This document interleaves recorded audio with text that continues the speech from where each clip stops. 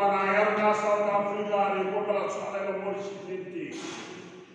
Mudi mundate twagala watuoke South Africa twagala kuta mti. Lebe mfuta ole mu, lebe mfuta ole mu. Skawala kasa. Mudi mundate mudi muwa mudi muwa mketwa. Awa kwa mfumo ole mu. Ukwete watu wote manike. Ukwete watu wote mramuki wanegeka. Watisheda nyekulo nisoto zote wala mawecha. Tobre na Yesu tobre kana runa.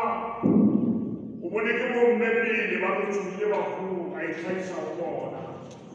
Abo tabo bitu si barutuye bakuru lero nawe wala rubela rutuye.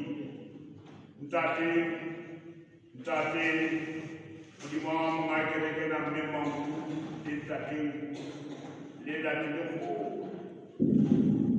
dalam dalam profeta masa dua pasal kali mea, bari jelakan kata macam solim mea kai dua pasal, esari jekan suku mana pasal, mudima ntate mana raya kata pasal dia udah hitam.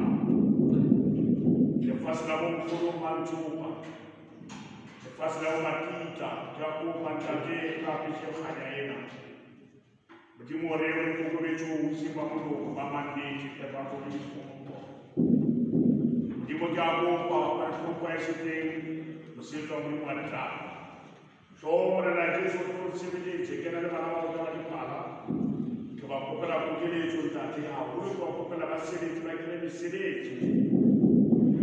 Bari fala basere tiri baba sere tante babu mutwe baba etapini baba sere tante kiba kopela mtimo kiba kopela bisiki to wan metwa salama mata haba toro fale ni cheke kibo bona kwa sama bae ya kwa mdi simo kisena tante simo kisena sama empat sama isha kamara suna la wiwa ibalona mtimo ibalona bole bicho lantante nilamura